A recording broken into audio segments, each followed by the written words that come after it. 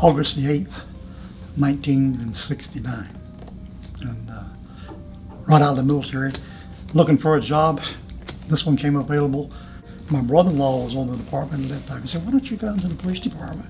And they're hiring. So I said, okay. So I came down and talked to Captain Roper and the chief, and we talked back and forth, and about 3 days later I was hired. Worked as a training officer for a period of time, and that training officer was a senior officer on the department. Rudy Carter was his name. Rudy was a really good training officer. He taught me a lot. But I saw him some years later and I said, you know, you really helped me out. He said, all you did is all on yourself. I said, no, you got me started, and I appreciate that. And we worked together for about 3 weeks, and I came in and they handed me a key and said, you're on your own. And it worked out well for me. I've enjoyed it. I've seen a lot of things that I loved, and I've seen a lot of things that just really stirred my soul in another way. But I've not regretted being with the police department. I've not regretted being with the Wilmington. I love Wilmington. It's a great city. I keep saying people over and over and over when I hear a shooting going on, I said, you know, when I was in patrol out there working, people got mad, they had a fist fight. Now they pull a gun and start shooting at each other. And that's so I just don't recall that years and years ago. You know, sometimes somebody would get cut or stabbed or whatever, but most of the time there was no gun involved. As the years have gone by, you know, I think I was shot at 4 times in my career, and only one came close. They blew the spotlight off my car with a load of buckshot, and it rolled across the car. I can still see it today when the vent glass and the windshield disappeared, and the spotlight was rolling across the hood of the car. And the guy that was driving the car, I was sitting on the passenger side. The guy that was driving the car, I said, where is he at? He's down driving like this. We went about 2 blocks before we could settle down enough to get out of the car. But those things stay with you forever, you know. As I recall, early years, we had officers shot. You know, we had 4 shot one night, and we had an officer killed at a 7-Eleven store. That really bothered me because he was a really good officer, doing what he was supposed to do, patrolling. His name was Nunley, and he was shot from ambush. And then the person that shot him stood over him with a rifle and emptied the whole magazine into his chest. That is tough. That's tough. We had a tough time getting over all of that. Delivering death messages. Terrible. Terrible duty. Terrible duty. I remember going to a lady's house at 3 o'clock in the morning and telling her son had been killed. She hit me so hard. She said, you lie! And she hit me so hard and knocked me off the porch. And then she came, I'm sorry. I don't know. I said, you know, I understand. Let's go in, let's talk to get some neighbors in here, et cetera, but you never, ever get over telling someone that someone has died. We have more people, more help. Like I say, you have chaplains, you have neighbors. Now we say, go get a neighbor. Don't do it by yourself. Go get a neighbor, whatever. And that's helped a lot, things like that. But the most tragic ones are things that happen there in front of their family, where they're shot or cut or stabbed or whatever, and the family's there. And you get there and you knock on the door and you're screaming everywhere, screaming inside the house and all that. And maybe the person that did it is still there, or maybe they're not, or whatever. But you get their information, you put it on, and pretty soon the officers come up with a suspect or whatever, and someone's arrested. Or taking someone to the hospital, you know. And I had a tendency to not express it to my family. I kept it to myself. Now I talk to them all the time about it. And of course they're all gone, and but just kind of internalized it, and that was the wrong thing to do. It wears on you from time to time, it just really does. So they learn to endure it, and they learn that they're not by themselves. There are people you can talk with. We can give some help for you for what you saw, what you experienced, what you went through, and we can help you. And those things were not there previously.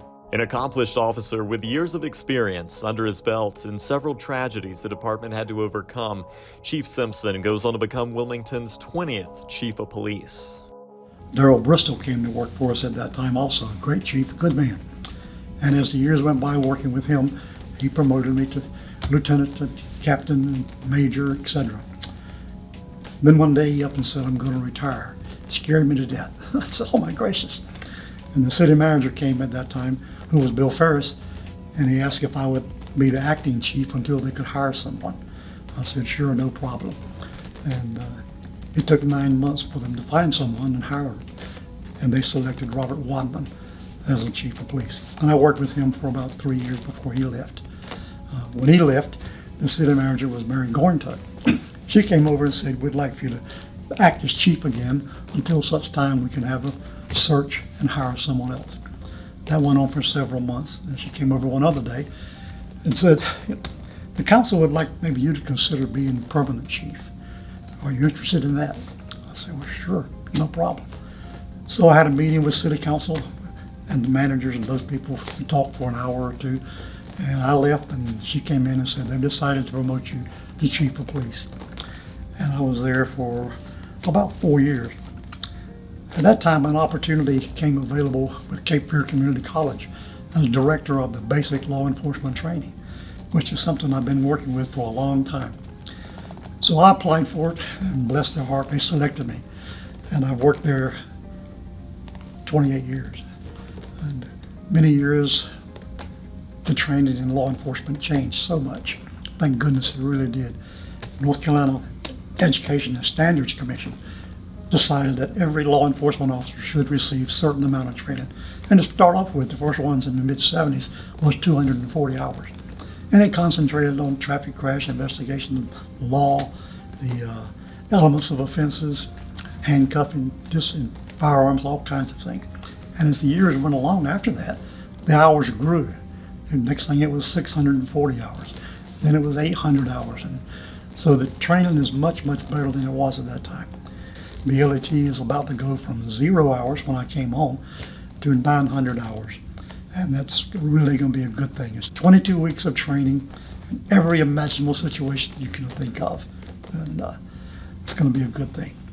I was really surprised when they said we're going to have 90 hours of firearms training. 90 hours. When before we didn't have anything hardly. And we use so many of these officers as actual trainers. Once they get certified as an officer and they develop in an area they really like, and they get into that and get that certification to teach that, then we hire them and bring them back to the BLET room and they teach. You know, hundreds over the years, hundreds of officers have taught in the BLET. And we are in New Hanover County. We got to serve the surrounding small departments, Wrightsville Beach, Curie Beach, and state ports, and UNCW, and all the agencies in the area that want to send people to our school because we run 4 schools a year. And once you get the position, once you pass everything, take all the state tests, every year you have to requalify with your weapon and go through a series of trainings to catch you up on the things going on in law enforcement in North Carolina. Like I say, we didn't shoot, we didn't train, they give you a gun and bullets and you put it on your side left. They're really stressing de-escalation. Where used to we just grab them up, maybe and arrest them or whatever. Now they're spending lots of time on de-escalation. Solve this problem without the arrest. Don't have to manhandle or transport or whatever. And that's good. And I say the training that we're getting now is so much better than it was even 10 years ago. I won't even talk about 40 years ago. And de-escalation, do the way to solve this, find out what the problems are, what are the possibilities of things you can do rather than arrest or rather than this. And those are good. We got 40-some people in training right now. 2 classes going on, and they'll graduate in June, and there'll be a big swearing-in ceremony at the BLET graduation. And as I watch them get those badges pinned on, and the sheriff or the chief step back and salute them, or the wife or the husband comes up and they got 2 children in their arms, it makes it all worthwhile. It makes it all worthwhile. And then they go out, get in the car, and do the things that we've taught them to do. And we feel good about that.